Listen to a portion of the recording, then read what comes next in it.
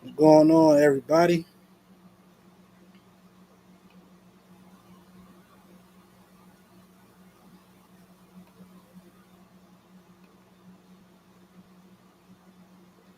Are you on mute, bro? There you go. You can Are hear me? y'all good?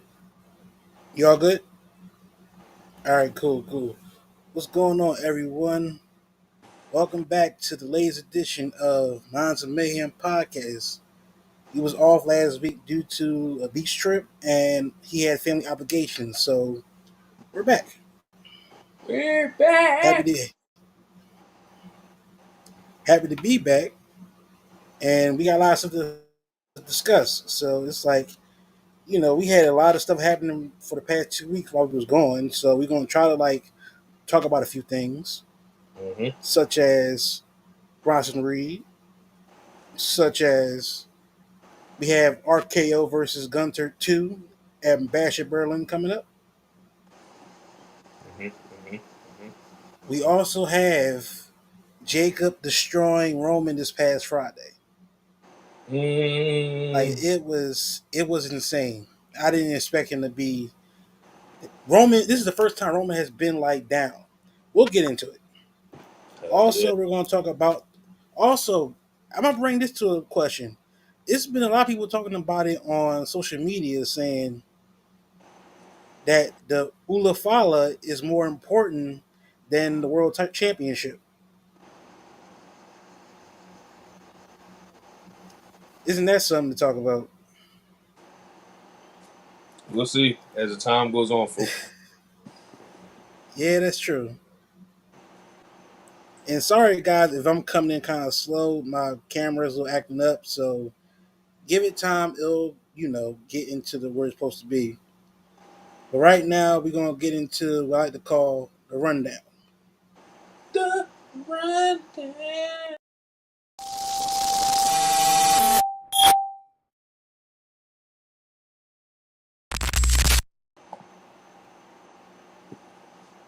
Here we go. Just check. I'm gonna check. I gotta check my camera right quick. See if I'm all set. Hold on a second. Bear with me, ladies and gentlemen. Sorry about this. Yeah, it's live production, folks. Deal with this on a daily basis. If you glitch in life, you'll glitch on camera. Note that. If you glitch in life, your glitch on camera is insane. Yeah, brother. Listen, All gotta educate the people. right. So let's get into the first topic. We're gonna talk about it like right now. Mm-hmm. Bronson Reed makes statement. Yes, indeed. Yes, indeed. This man for 2 weeks straight has destroyed two men within 2 weeks. Mm-hmm. He's destroyed Seth Rollins, who's going to be out for a while, and he just destroyed R Truth, Right. who's a treasure to all of us. How about that? Yeah, so I say it's about time he got his due because since he's been back, it's like he hasn't really I mean, he's been an Intercontinental pitcher, Mm-hmm. but he really wasn't doing as much as you expect. I mean, yeah.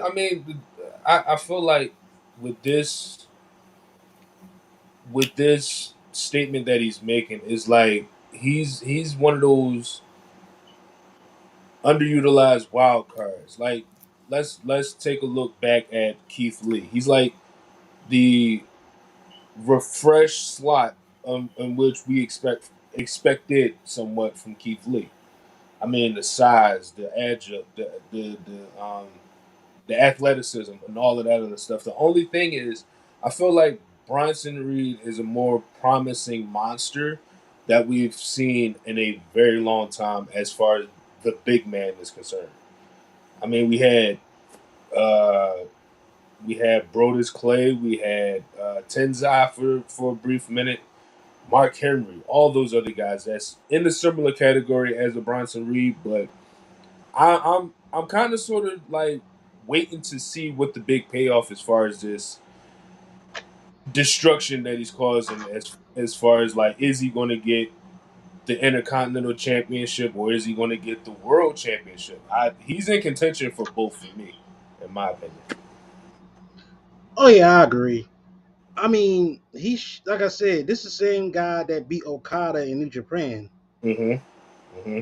So it's like he should have been in the world. He should have been the world title picture. He was originally slated to be in the world title picture when he was going to in the elimination chamber when they had in Australia. He Yeah. was supposed to be in that, but I think his wife having a kid, they said, look, the wife and having the kid is more important than right now. So it's your best bet to go, be there for your wife. Because it's like, you don't get a moment as a wrestler. It's like, it is what it is. So Bronson Reed is going to be big time for WWE right now, where they're going. Because one, they need another monster else a heel.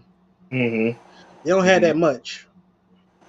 It's like all the big men now are starting to branch out now because you got Braun Strowman still, you got Odyssey Jones now who's on the scene.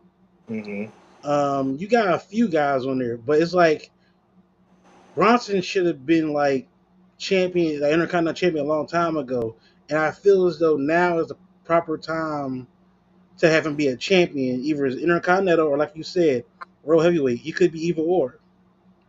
Yeah, Him and that's destroying the. Seth, him destroying Seth Rollins the way he destroyed them, Mm-hmm. that was crazy. And Yeah. like Seth is a huge name, and it's like for him to give him the tsunami, what 6 times? Yeah. It's unheard of. Yeah. And with that, it's like at first I was confused because it's like we got Seth Rollins and they were teasing towards Seth versus Punk at a possible Bash of Berlin or probably at another pay per view down the line.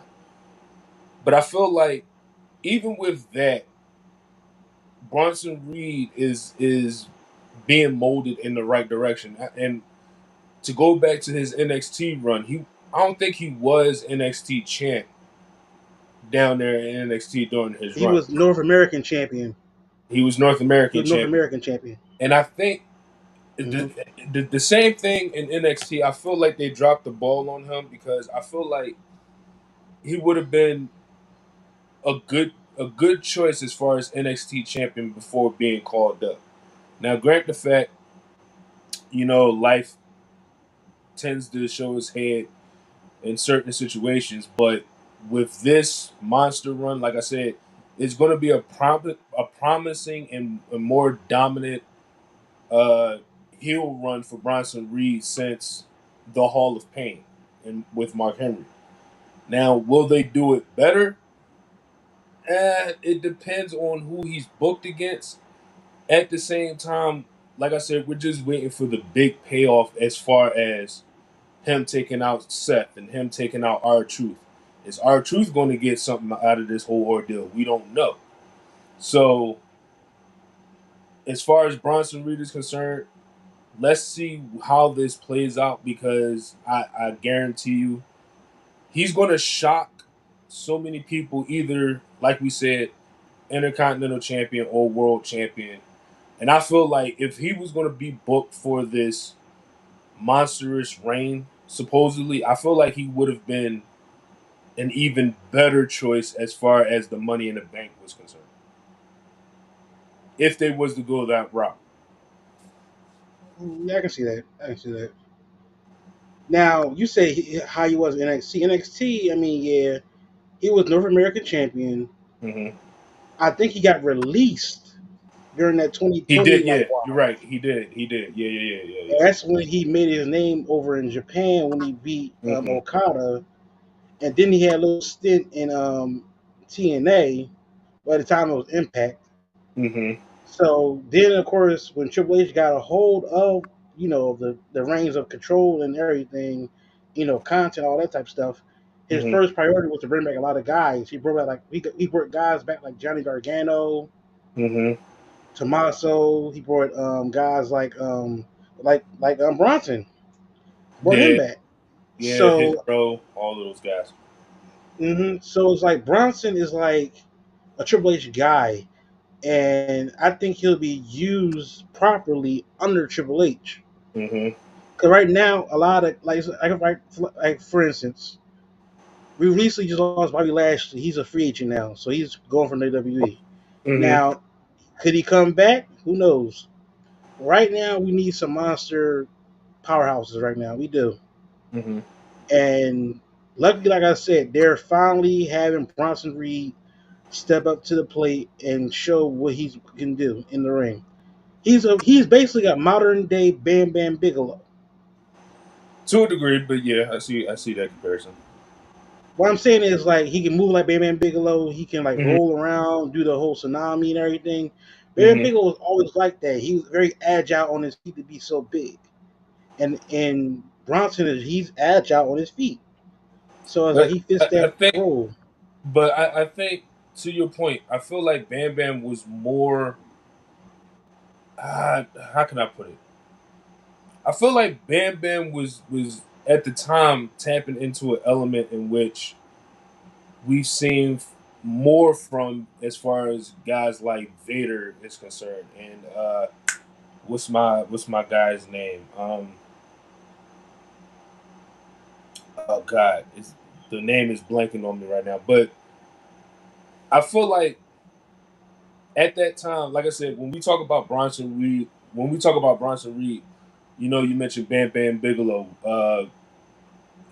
Them two, I feel like the similarity is there. Like I said, the only difference is I feel like Bam Bam has a more athletic background um, as he was coming up in like the early '90s, and then Vader, on the other hand, he had the similar uh, powerhouse ability as a Bam Bam Bigelow or as Bronson Reed, as we all know. But I think that the main difference between all three guys is that they had a unique twist to their move sets. Like we've seen Bam Bam Bigelow hit a moonsault. We seen Vader hit a moonsault. I don't think Bronson Reed is going to ever hit a moonsault. If he did, I missed it and I'm disappointed. But if we think about those three names, if we think about like the presence that all three men bring, as far as he just went blank. Good lord. Um, as far as all three names is concerned, ladies and gentlemen, we're talking about it's I don't know how to really describe it to a T. But with that being said, Bronson Reed is going to have one of the most promising runs towards a championship, and hopefully, the big payoff is against somebody who's worthy enough to further push Bronson Reed in the right direction. And we're waiting for Rome to come back in. Um, but while he's doing that, I'm gonna take this time to shout out to the Discord, who's been definitely showing some love in the Discord. If you are a part of the Discord, um, shoot us some questions. Shoot us some questions that you may have for the podcast, for myself, or for the mind, Jerome. Uh, we talk about all things wrestling here. Um, what are your thoughts on Bronson Reed? If you have any opinions on Bronson Reed making a statement on Monday Night Raw, tell us in the Discord. Leave a comment in the YouTube section of the video. Hit us up on Instagram, Facebook, whatever the case may be is. And the mind is back, ladies and gentlemen. Can you hear me? Yep, very loud and clear.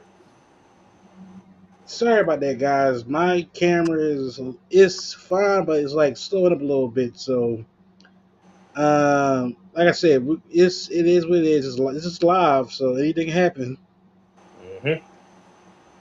Like he was saying, I heard him in the background. He was saying about Discord. Hey, shoot us a question if you want to. Also, you can follow us on IG. I'm gonna put a link in the bio. Also, you can follow us on Twitch. We're on Twitch as well, so we're on multiple streams. Yep. But yes, so like you said, you're talking about Braun. So at the end of the day, I think Braun is going to be fine with Triple H under him. Like I Hmm. said, I can possibly see him with a title before the year is out, or at least the beginning of 2025, at least. That's my like presumption of him because he was always a great big man wrestler, and he Hmm. always had the speed, the agile. He's like the wrestler that every big guy wants to be. Hmm. It's a list of wrestlers that can do that. You have him, Keith Lee. Hmm. I can maybe put actually it's only two. It's only Keith Lee and Bronson that really can do all that. I Keith mean, Lee can do more cruiserweight stuff, but it's like agile and everything is more of Bronson and Keith. That's mainly them two. well, yeah, and that is a fair point. But I do you one better. I would dare if we're talking about big men. I don't really think he counts as a big man now. But I would put Big Hmm. E in that category as well because he's very agile in a sense too. Um, but not I don't think he's agile to the lengths of Bronson and Keith Lee. I mean, we could add Obafemi to that as well to a degree. Um, who's dominating like crazy down in NXT. Um, and I feel like we talked about Odyssey Jones too being in the mix, which would be the next topic or so. But I would put Odyssey Jones in there so far. Yeah, Uh, Ozzy Jones is killing right now. yeah, I definitely put Odyssey Jones in that category as far as like agile big men. But I feel like I want to see him more as far as what they're building him to. We don't know. Um, but definitely there's a lot of big men that WWE has. Uh, I would say almost was definitely like that at one point. But of course, the head honcho at the time could really put a ceiling on the big men category as far as their athleticism is concerned, which is Yeah, sad. yeah. Vincent Mann was a creep. Let's just say that Yeah. because he had I don't know what it was about him when it came down to like big men. Hmm. He didn't want you to be agile. He didn't want you to do flips. He didn't want you to do nothing, but just be a monster. I'm like, not every big man has to be a monster. A la Keith Lee. He tried to do it with Keith Lee. Tried to make him Bearcat Keith Lee, and Hmm. that was terrible. Yeah, And I'm Keith Lee guy, and I was like, why would they make him into Bearcat Keith Lee? And I next thing you know, that what? that Following like whew. next thing you know, what the following week he gets let go. In fact, I just thought about something else too when we talk about like big men. The Giant in WCW was definitely athletic, doing drop kicks like crazy. That is He true. had a lot of move sets in WCW at the time, and like I said, when it comes to the big men of pro wrestling, they have this limited ceiling, which I think, like I said, Triple H, um, taking care of his top guys. But at the same time, I feel like in this era, in the Triple H era, we're getting a little taste of what could have been if he was still just overseeing NXT in a way. Well, yeah, only thing he'll do with NXT when he was running it, yeah, think about it. Majority of his talent was indie guys. And it's like once he signed into NXT, NXT flourished in the black and gold era. Hmm. Once those people left, I mean, of course, he moved up and Sean took over. And early on, it was kind of like, it's not really working a little bit. But once they start adding like guys like Brian Breaker and Carmelo Hayes, Trick Williams, all them guys, you start seeing how it can change up. And then if you notice, like the later at the end of last year, I would say maybe. They Mhm. went back to being the gold brand instead of that colorful shit they was doing. Mhm. So it was like once that happened, you knew Shawn Michaels was basically taking over and Vince was gone. So I think with Bronson Reed doing what he's doing now, he's gonna be fine, and he's going like like I said, all right, world champion is the only route he can go. Mhm. That's the only route I think he can go. But let's move on to the next topic, and the next topic is RKO Randall Keith Orton Mhm. versus Gunther Part 2.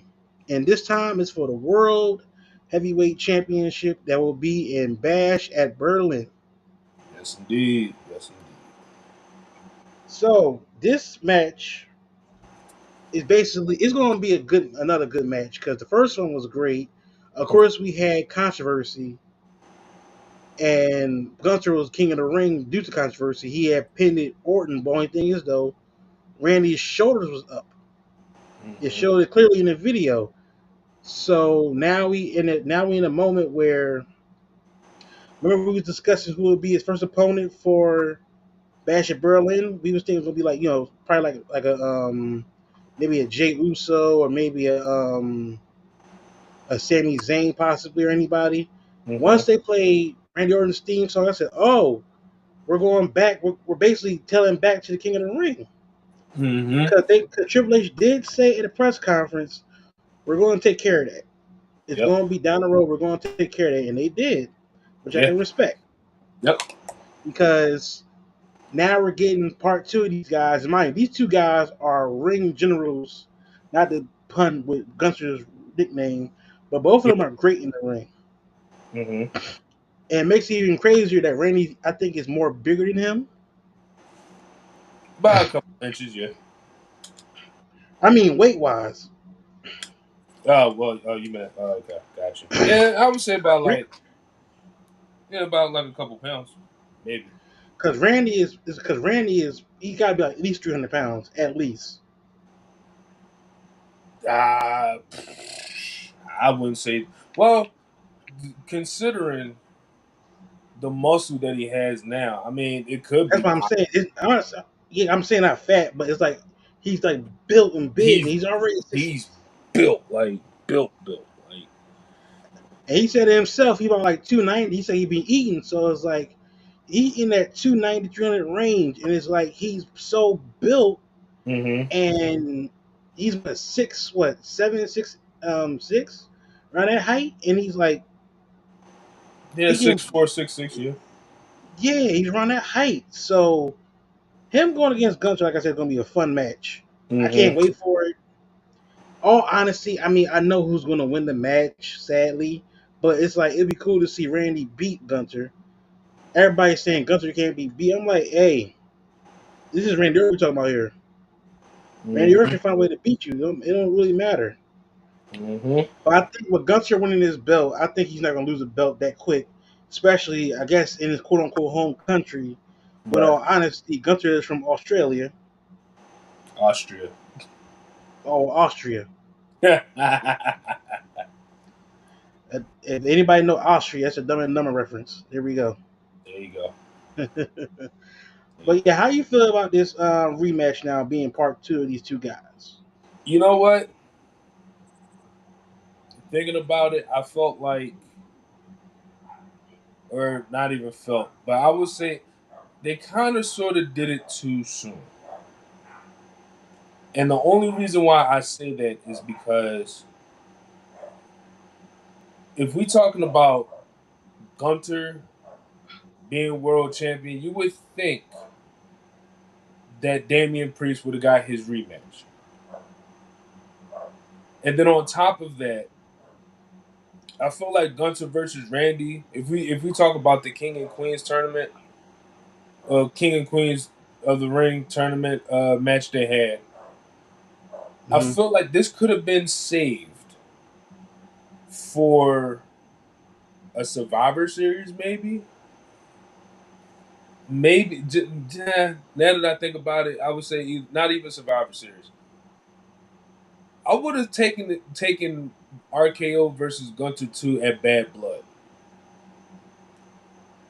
considering that in this scenario, and for it to be the World Heavyweight Championship on the line, like you said, we already know the outcome of the match. It's his home country. They're not going to take the title off of him in his home country. Duh. The issue is if we make it a like a fair playing ground as far as build up, as far as like expectancy from the fans, as far as this match is concerned, we could have had this at Bad Blood, but like we said, Randy's shoulders was up in the first go around, so I guess it would be fair to do it, but I just feel like it's too soon of a rematch between the two, and plus Damian Priest is owed a rematch, so we'll see how this. I'm excited for the match, and I want Randy to win for him to get his 15th reign. But considering that he has what 10 more years, so he says, with the company. He just signed a new contract recently. He just signed a new contract. Yeah, so we'll have plenty of time with Randy getting number 15 under his belt. So, um, like To I be said, honest with you, I think he'll break the record. To be honest with you, I think he's the one that's gonna break the record. He if if should, he but if he if he does, I won't be mad at it. However, knowing WWE, well, then again, I would say John Cena is going to be the one to do it, but I don't think John Cena is going to be up for the responsibility of having a world championship during his last run. I think this is my thing about that. This is what I would say about the Cena thing.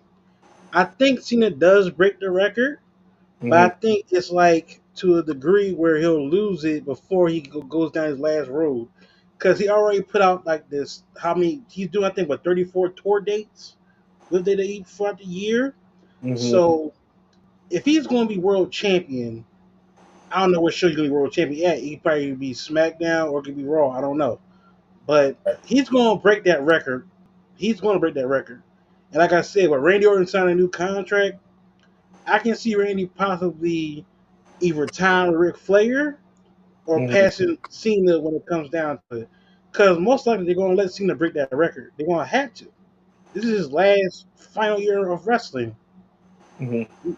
After this, he's going to be an ambassador. So it's like you already know after this whole like year wrestling for Cena for 2025, he'll be in the Hall of Fame the following year. 9 times out of 10, yeah. Yeah, so it's like it's only a matter of time with Cena. But let's get back to this. Yeah. Um, you were saying that it was too soon. Yeah, think about it. The King and Queen of the Ring was on what? What was it in May? I believe Yeah. it was in like May, but I believe because they did it like right after WrestleMania. Yeah, right. It was, yeah, right after Mania. So you had June, July, you had 2 months in between, and you had August basically, I wouldn't or wait. half Hold on. August. Now that I think about it, because Nia just got crowned, correct? When I had been crowned, she been crowned King Queen of the Ring, and that was like in May. I Just feel that she like finally won the championship. that. Yeah. Okay. All right. Yeah. So it was a 2 month like wait for this rematch, and that's perfect timing. I mean, plus we need a headliner for Bash at Berlin, and I think with Damien, he's dealing with Finn Balor now and everything. Well, actually, they made a tag team match where it's gonna be Damian Priest and Rhea Ripley versus Liv Morgan and Dominic. Mm-hmm. That's Mm-hmm. already been made official for a tag team match. Right. In other words, we're gonna see a funeral on Bash at Berlin. We're gonna see two in a body bag. Yep. So, I mean, this match alone, like I said, it's the headliner for the show because it's Gunther, and Yeah. Yeah. Yeah. so I think it's perfect person for him to wrestle, and it's not going to be like a squash match. It's going to be an Oh actual yeah. long drought match It's Mm-hmm. going, and like I said, it's going to be moments where we see Randy Orton possibly get that pinfall possibly, and it'll be a kick out or something like that. So the thing is, though, after that, we'll see what's next for Gunther. Because remember, Randy's on SmackDown, so he's just on Raw for right now until Yeah. this little stint is over. Yeah. Because we already got KO versus Cody at Bash at Berlin, Ah, and all signs point to being KO possibly being heel soon. Which I mean, it'd which be cool to makes see heel sense. again. It makes sense, yeah, but it's like everybody basically Cody was cool with his turn on him. Basically, I was to say. I mean, yeah. The thing is, I like in my opinion, I feel like KO, as far as a face run, it does not last as long as we think it will. At any point, if we go back to his run with what's my guy's name? I was about to say Sami Zayn for a minute, but that's not Sami Zayn. Uh, Good lord. Well, put it like this: KO in a face run, it does not last long, ever. Like the man has been known as more of a heel. Uh, Well, like I would say since NXT, he's more noticeable as a heel than a face. well, he had this face run for a minute now since last WrestleMania. Actually, even longer than that, if you want to be honest, because he had a long like run of being a face when Sammy was a part of the Bloodline for a little bit. So he had a little nice run as a face. Now, if he goes back to being a heel, I mean, there's no problem with that. Mm-hmm. You get the basically the monstrous KO back, Yeah, we're used to it. yeah, basically, and then you'll have more characters into like being heels on SmackDown because right now it's not really a big time heel on SmackDown right now unless you count Solo and the Bloodline. That's about it. Yeah. Like on the male side, on the women's side, you have a lot of heels on there, which is good. But on the male side, it's like you don't really have that dominant heel besides Solo, and that's it. Right. And you need like maybe like a Kevin Owens to be heel, or you got Carmelo Hayes, but Carmelo is still in the ranks with Andrade, who both of them are killing it right now. Pretty much so. Pretty much They're so. both putting on clinics with their matches. But yeah, so down the road, I think this match between Gunther and Randy is going to be great, and it all comes down to how the finish is going to be because we can't Mm-hmm. have another bad finish. We Mm-hmm. had one at King of the Ring, so we need both shoulders to be pinned on the mat. We can't have no losses, nothing. We can't have none of that. Yeah. But yeah, so can't wait for that match. That's going to be a hell of a match. I Let's love move it. on to the next topic, bro. And this should be a doozy. And this topic is Jacob Fatu, the Samoan werewolf, destroyed Roman Reigns, the original tribal chief.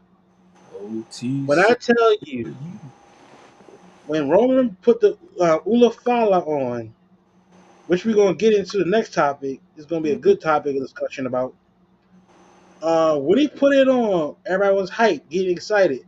Then from across hair, you see Jacob Fatu get in that ring and super kick Roman with the boot on. He kicked him in the head with the boot.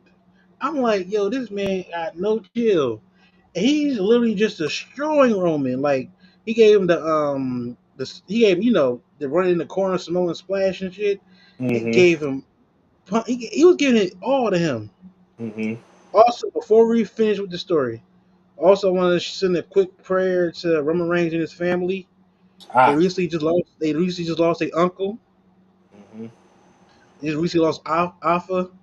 Sika was passed away a few months ago, and now Alpha passed away.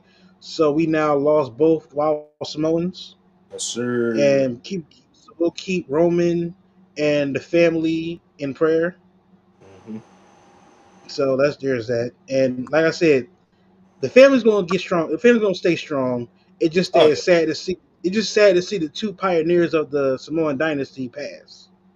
yeah, Remember, yeah. they was up there. Remember it was them two and Peter Maivia basically. The High Chief. So I want to thank them for they basically for giving us this Samoan tree, all these wrestlers we had. I would say. Whew. But so let's get back to this. Jacob. Oh my God. It was reported that they were trying to keep Jacob and Roman away, Hmm. but this past Friday you couldn't keep them away from each other. That man literally destroyed Roman. It was unheard of. This is the first time we have seen Roman down and bad in a while. Hmm. Because he was always the guy that was the last person that had the last word. This Right, time, right. he didn't have the last word. He was basically down on his back, destroyed after getting the power bomb through the table from Solo, Tama, and Jacob. So it was all like, man. Hmm. And for that to end on SmackDown, when you see Solo put the Ula Fala back on, you knew this story is going to even go further than Bad Blood, I believe. Hmm. Because there's no way in hell that Roman's going to keep taking these ass whooping by himself. It was the first time he got his ass whooped literally badly by three people. Yep, yep. And it's like, and like I said, the match that it will be between Jacob and Roman, that will feed families. Them two alone will put in work in the ring. Yeah. I mean, I feel like WWE or Triple H rather always finds a way to make the storyline of the bloodline get better and better as time goes on. They always find a way to keep us invested in the storyline itself because we all thought at some point the story of the bloodline would end at WrestleMania. But with Solo taking over, quote unquote, as the tribal chief of the bloodline, it only got better from there. And then you take out Paul Heyman, you take out Jimmy Uso, and then you got Jay going over to Raw and all that other stuff. They always find a Mhm. way to keep us invested in the storyline bloodline. I don't think this storyline it's ever going to end. And if we think about the possibility of Zilla coming to WWE on top of other generational talents that follow that, Mhm. the bloodline storyline is probably going to go on for generations and generations to come. And I think that was the most important thing to not only Roman, but it was important to The Rock as well. Because if we go back to the press conference and that tree that he showed, we both know that's a legit family tree when it comes to the Anawai Johnson or Fatu family. Mhm. Um, but as far as Jacob Fatu is concerned, the man's a beast. The man's an absolute beast. Like watching him in the And Indies and watching him develop so far, and I feel like Jacob is going to be the one that outshine. Not, I'll be careful when I say this. He's going to outshine to a degree because we all had high hopes for Solo Sokoa. He succeeded. Then Tongaloa came in, and Tommy Tonga comes in, and those three alone, they all have something to bring to the WWE as a whole. But it's just something unique about Jacob that they're putting the spotlight on him without putting the spotlight on him. The man's fighting through an injury. The Samoans feel no pain when it comes to being injured. You can't tell them nothing. So if you was to say, "Hey, Jacob, You're injured, take the night off. I pray for the doctor that tells him to take a night off because you know he's not going to take a night off. But Jacob Fatu is definitely a promising figure of the bloodline that's definitely going to take. I feel like he's going to take the storyline to a new height. And it's like when you see Jacob, you almost kind of forget that the bloodline has tag team championship gold enough as it is. Yeah. And so it's like, what else are they going to do with Jacob other than not dethrone, but to take out Roman Reigns, which is a big name. And if you think about it, to bring it back full circle, you have Bronson Reed taking out Seth, and then you have Jacob Fatu taking out Roman. That's insane. In 1 week, like these big Yeah. names, these big names are being taken out by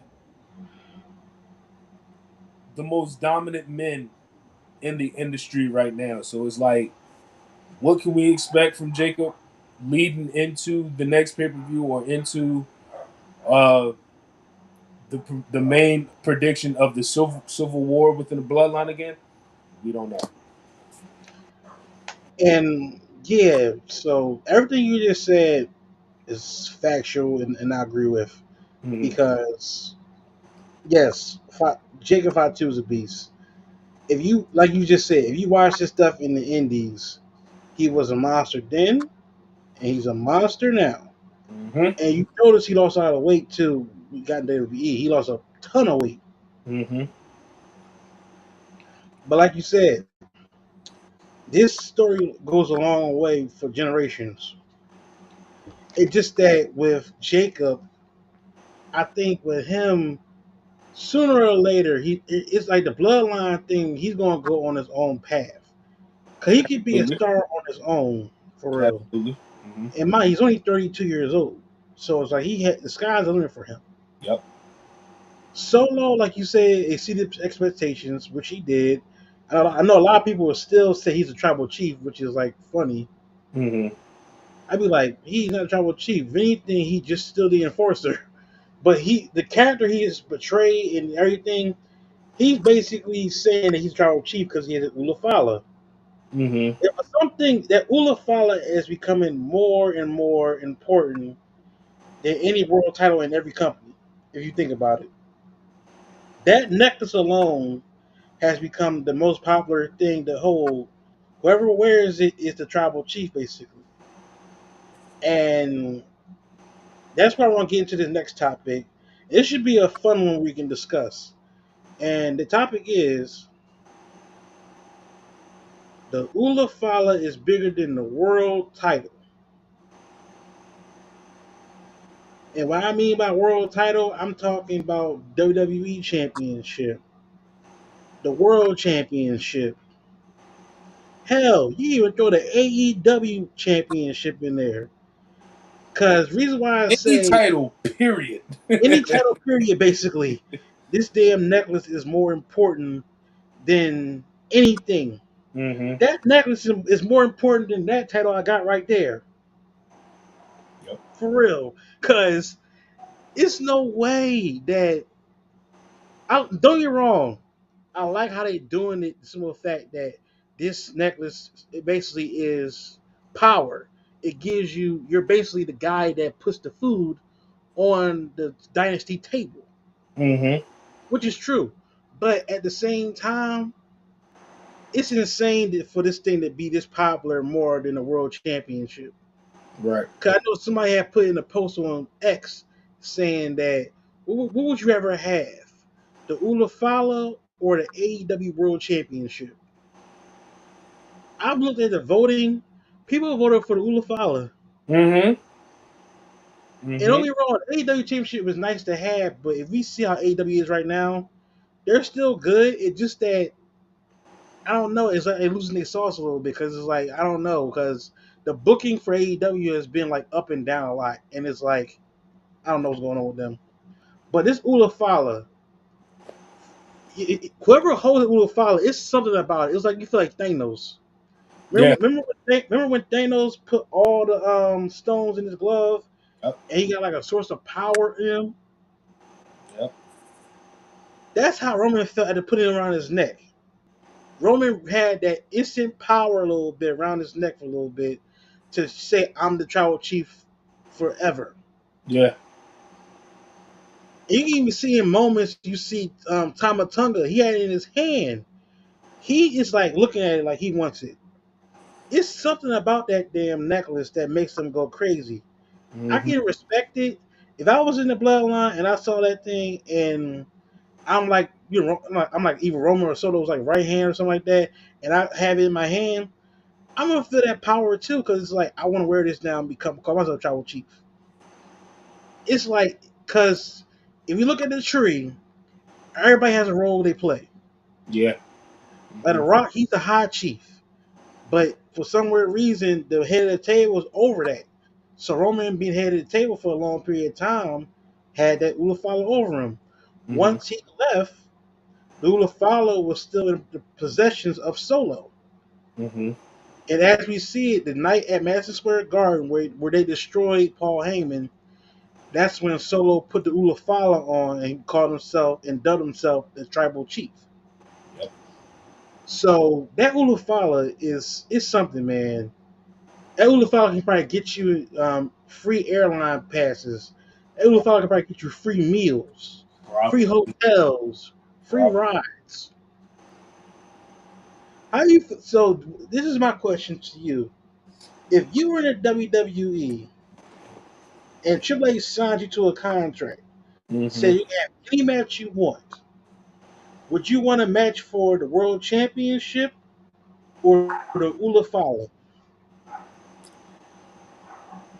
I'm gonna keep it all the way 100 with you.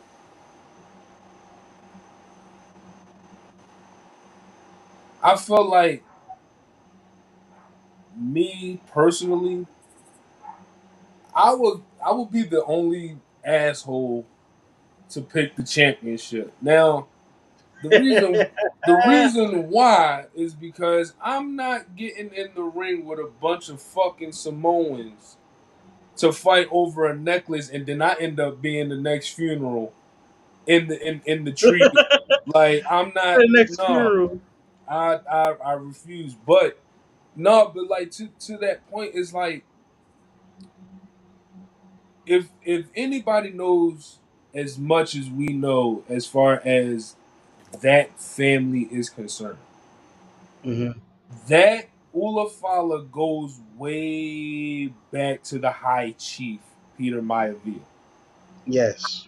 He was the very first person in, I would say, in WWE that brought the Ulafala to America and represented it well. And as time went on, it's been passed down probably outside of the WWE, but for it to make its return to Roman Reigns in 2020 during the pandemic era, it speaks volumes of the culture and the prestige that the Ulafala has in the family. Now, a lot of people may ask, well, what exactly is so important about the Ulafala? Let me tell y'all something.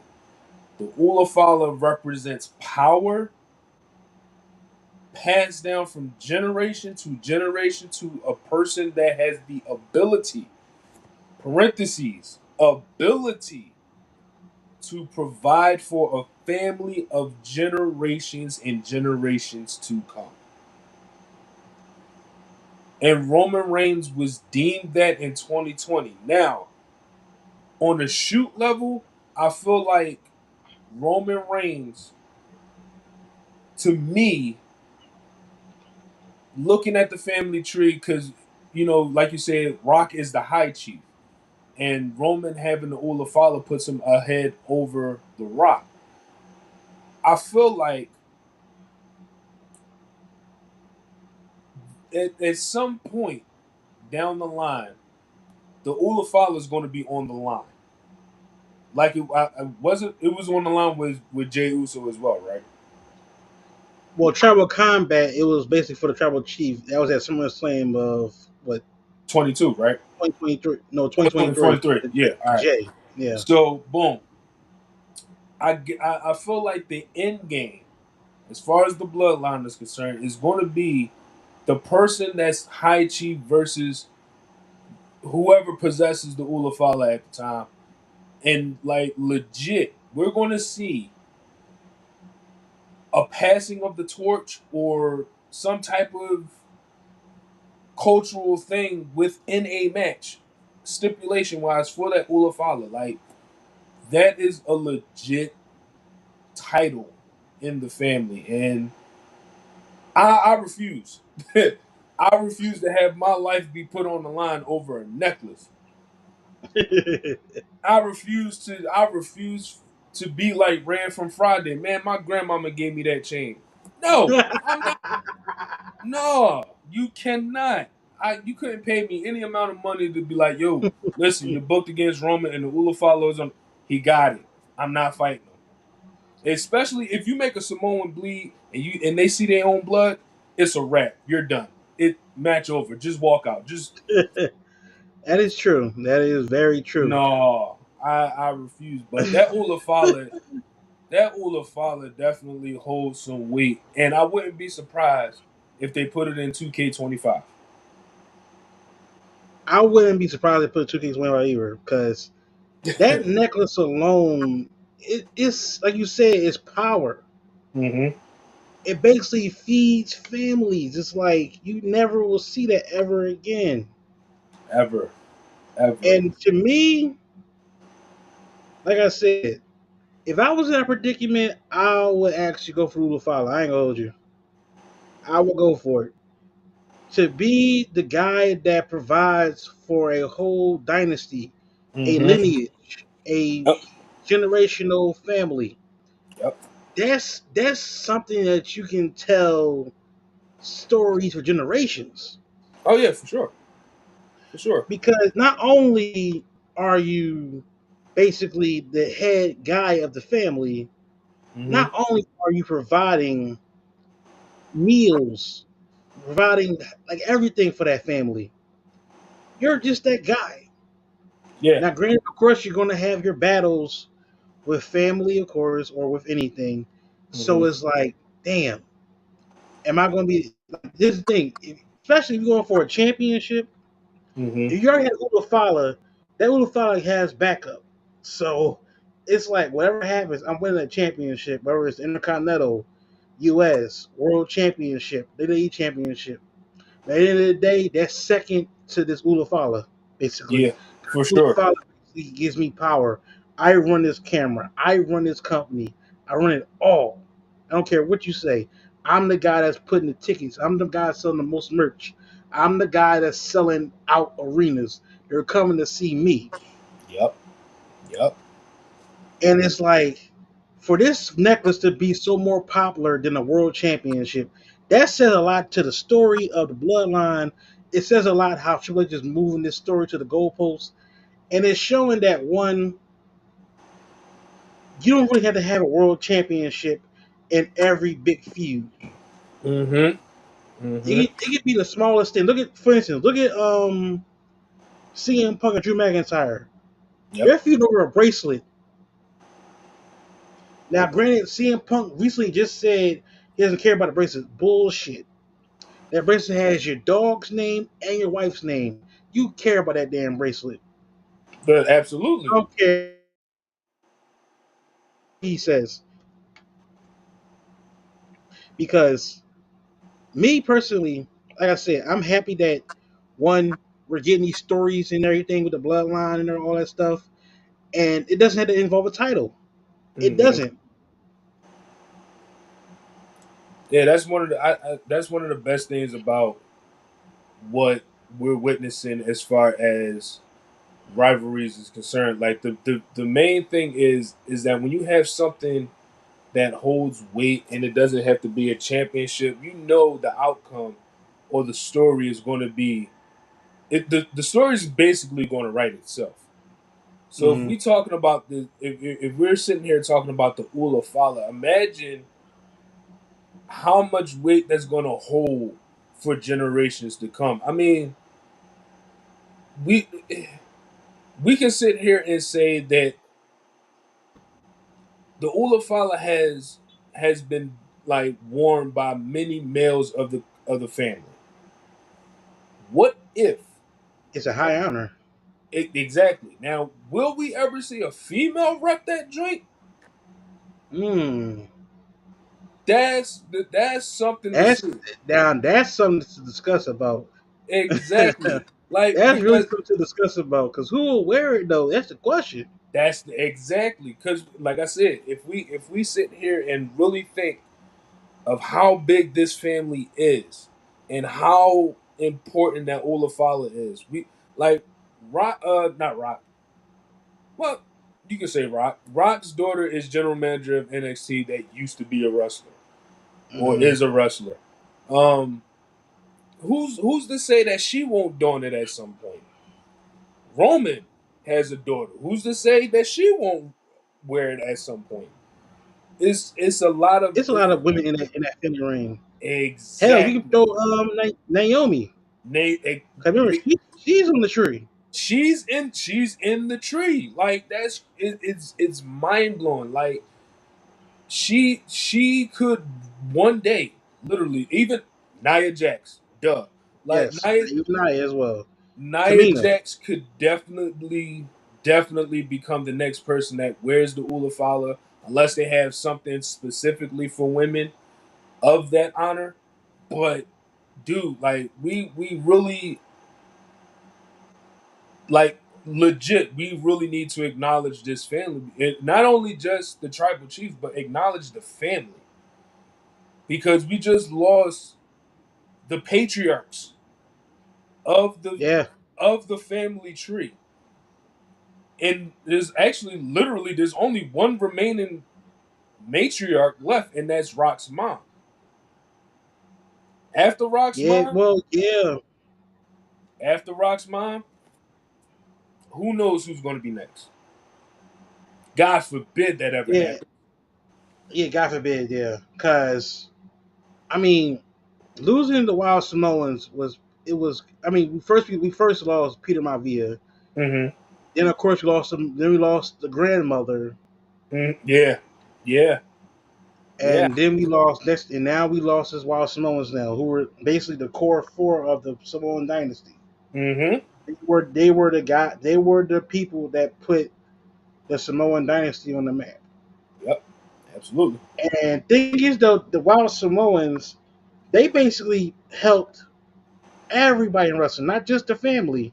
Mm-hmm. Everybody. Everybody. Remember, I think it was either Seek or Alpha had their own wrestling company out in I think California, if I'm not I think they mistaken. both did actually. And Yeah, they both ran it.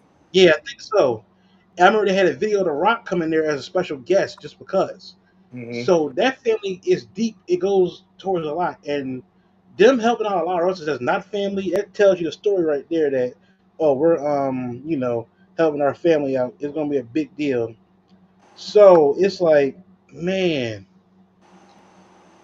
all I know is like I said, this Ula Fala, and I like how you brought up it could go on a woman. Like I said, I can see it on a Nia Jax. I can see it on a Ava. Mm-hmm. Like it's so like this damn necklace is going like I swear to you, it's like this necklace is gonna get buried somewhere, and next thing you know, the next generation gonna pick it up out of nowhere and just grab it. They're gonna feel the source Mm-hmm. of power just come to them. It's so Mm-hmm. crazy how this thing has became bigger It's than it's supposed to be. it's crazy, and like I said, it's one of those things that we could discuss it to a degree, but it's a very serious deal in that family. Like it, nobody. And I think it's important to really emphasize this. Like if we notice that this Ula Fala is only staying in the family, nobody outside of that is ever gonna touch that. And if they do, I'm praying for you because like this Ula Fala, I feel like the Ula Fala brings I feel like it brings more of the good that follows the bad. And with Roman Reigns being deemed as the tribal chief, we've seen a hint of that within the family as far as the inner turmoil with, the Usos and Solo Sikoa. And, now we see it with the new version of the bloodline. Um with that Ula Fala, I feel like history is definitely going to repeat itself at some point because, like you said, everybody's going to be gunning for that within the family. Everybody's going to have their eyes on it at some point to get a little taste of power. So, with that being said, it's like, what can we expect moving forward when it comes to the Ula Fala and the bloodline storyline? It's going to be a sight to see. Definitely, definitely for sure. Yeah, I agree with you on that one. All right, man. So we're going to we actually got maybe a quick little thing. So we're gonna make this a segment called it's gonna call the FMAT. Well, actually gonna call it the favorite of all time, basically the FAT, favorite all time. Okay. So this is going to be a topic where we can talk about what's our favorite like matches or favorite wrestlers or favorite moments in wrestling or favorite heels, basically, or anything like that. It could be anything. Hmm. This would be like a new thing we're going to bring into. If it doesn't work out, it doesn't work out. If it works out, we'll keep it going. Cool. So, if anything, let's talk about our this Oh, favorite match I of got it all time. off the rip. So you go ahead first. You can go ahead. So, if we talking about my personal favorite match of all time, I'm definitely going to give it to WrestleMania 19, Rock versus Stone Cold. Okay. That match, watching it from beginning to end, and a lot of people will say that their WrestleMania 17 match was the greatest one of all time. I get that, but if we talking about Rock versus Stone Cold in the culmination of all of their rivalry coming to an end at WrestleMania 19, that's got to Mhm. be deemed the greatest match of all time. It was like the perfect ending to a story. Rock being off to Hollywood, Stone Cold having injuries and fighting through that. We didn't know if that was going to be, well, we knew at that time that that was going to be Stone Cold's last match. And then we bring it all the way to WrestleMania 38, where he had his last match with Kevin Owens. So I feel like WrestleMania 19, Rock versus Stone Cold, especially Hollywood Rock, the GOAT, um, that's my favorite match of all time. Now that's a good pick. Both of that, because that match alone, that helped The Rock finally get closure with Austin. Because think about it, Mm-hmm. Austin beat him twice. Yep. And it didn't have to be And for a title. that's the thing. The match was not for a title. It was just for like basically just for bragging rights, personal. It was everything. Mm-hmm. Mm-hmm. Because you look at the past, Austin beat The Rock twice at WrestleMania 15 and 17. Yep. So him to beat him at 19 was perfect. Yep. Yep. Also, I want to give a shout. Also, I want to give a shout out right here. We just had my homie Chase come up in. What's going on, homie? Thanks for coming in, tuning in right quick for us.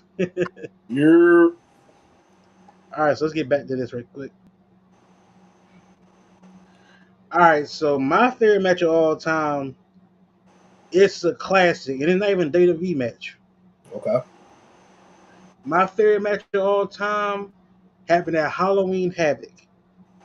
Eddie Mm. Eddie Guerrero versus Rey Mysterio for the Cruiserweight Championship. Ah, that's goaded. That is goaded.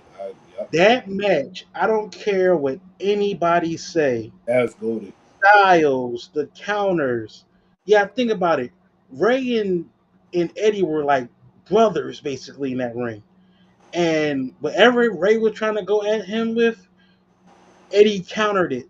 Mm-hmm. And whatever Eddie tried to do, Ray countered it. So you Mm-hmm. didn't know who was going to win what match. Both of those guys in that ring were like servants. They did everything possible to make sure that that match be the match of the night of that show, which it was. It definitely was. From the suit that Ray wore, with the purple suit he had, Mm-hmm. of course you had Eddie being the way he was with the look, the smug and everything, because he was a heel at the time. Yep. It was a simple fact that both these guys can really put on a show for everybody to look at and say, you know what, I'm going to remember this match. Now, Mm-hmm. me personally, like I said, it's on my list all time because nobody can never top that match. I don't care what match it is. Like a close second for me is Eddie Guerrero versus Dean Malenko in ECW. Mm. Dean Malenko, he was great too in the ring. Mm. Basically, basically That's out of those, yeah. basically out of those three, Malenko, Eddie, and Ray. I don't know what it is about them when they all get in the ring against each other. It's always Mm-hmm. going to be magic. Yeah. It's always going to be something. Yeah. But the match between Ray and Eddie at Halloween Havoc, I think that's every like. Look at, for instance, I'm gonna give you an example. It's big men in WWE right now that says their idol of wrestling is always going to be Rey Mysterio. Yeah. Because you got to think about it, Rey Mysterio was the guy that everybody said, "Oh, he's too small. He can't do everything. He's Mm-hmm. too little. He's not going to amount to nothing." Then you got Then you got Eddie Guerrero. Eddie Guerrero he was born in wrestling basically. Yeah. His entire family was wrestlers. Absolutely. So it's like both of them had to live up to their name. And if you ever get a chance, anybody watching this episode still, anybody ever get a chance, look up the match between Ray and Eddie from 1997 Halloween Havoc. I guarantee you, you will not be disappointed. Not at all. The moves, Oh. the counters, and the thing is though, he beat him with a regular pin. He beat him with a Hurricanrana pin, and that was it. He didn't do a Mm-hmm. 619. He didn't do none of that. It was just like a regular pin because it's like it's those matches that you always going to talk about. I don't care what it is. Yep. But to me, that's my favorite match of all time. Rey Mysterio versus Eddie Guerrero, Halloween Havoc for the Cruiserweight Championship in 1997. That's my favorite match. All right, y'all. We basically overpassed the time. Like I said, this will be a segment where we're gonna talk about our favorites of all time, whatever it is. Mm-hmm. So we're gonna get out here on a good note. So anything you got coming up, Lee? Well, my bad. Ah. Anything you got coming up, Nova? Yeah. Hold on, I'll make you big. Hold up. I got you. Ladies and gentlemen, for those who've been following on Instagram, we've had a number of shows that were supposed to happen that didn't happen due to weather or due to personal scheduling conflicts or whatever the case may be. Is but this coming Saturday, we have an event called the Block Party. I will be in action in a fatal four way for the OMG International Championship. 33rd and Ridge or 30 Ridge and Cumberland, whichever way you're coming.